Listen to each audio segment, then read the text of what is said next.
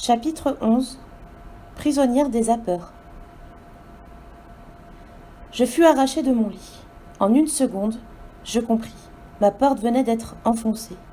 4 ou 5 zappeurs étaient là, dans ma chambre. Je reconnus aussitôt ceux qui m'avaient abordé dans le train, le garçon aux oreilles tatouées et l'homme écran, son compère. Sur le seuil, Rémi se débattait, ceinturé par 2 individus inconnus. « Vous n'avez pas le droit, Claudine, pars, va-t'en !» On tira les draps, je roulai à terre. 2 mains fermes me relevèrent. On me mit sous le nez l'une des feuilles de mon calepin, celle que j'avais abandonnée la veille sur ma table et où était inscrit « Découvrir qui a inventé le virus LIV3, où il était mis au point, s'il existe un antidote. » Ça tombe bien, dis donc. Ouais, on va répondre à toutes tes questions. Oh, pas nous, mais quelqu'un qui brûle d'envie de te voir. Enfin, c'est une façon de parler.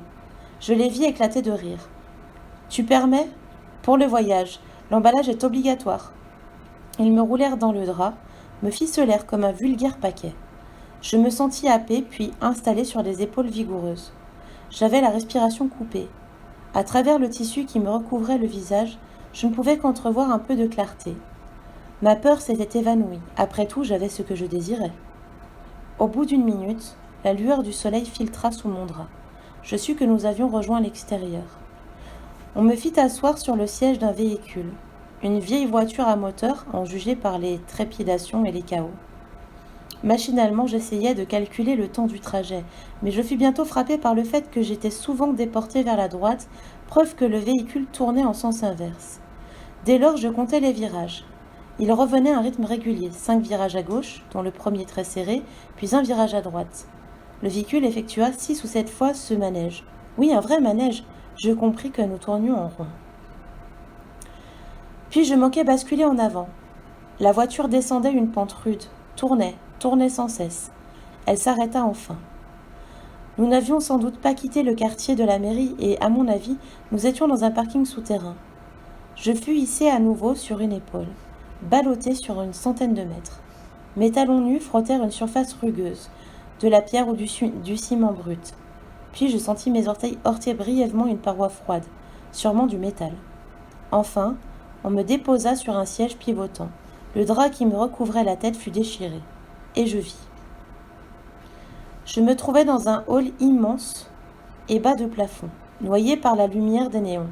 Ça et là, des parois de verre dépoli limitaient, à hauteur d'épaule, des dizaines d'alvéoles qui étaient autant de bureaux.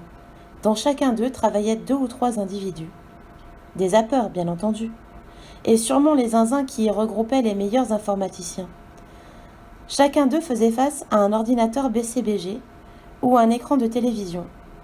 Je devinais qu'il régnait dans ces lieux une atmosphère laborieuse et joyeuse. En tournant la tête, je vis qu'une partie des bureaux était aménagée en laboratoire. Là, des techniciens avaient l'œil rivé sur des microscopes, d'autres se consacraient à de mystérieuses analyses. Plus loin, quelques ZZ portaient un casque de réalité virtuelle.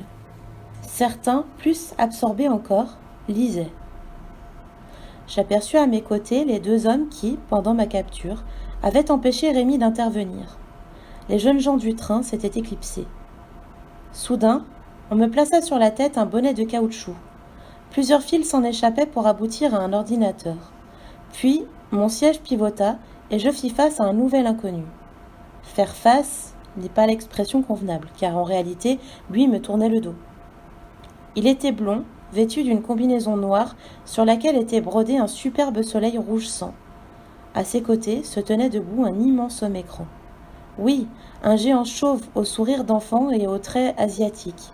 Il me désigna d'une main le jeune homme assis et de l'autre son propre thorax où s'inscrivait sur l'écran « Bienvenue dans la ZZZ, mademoiselle. Je suis Son. C'est bien moi que vous désirez rencontrer ?»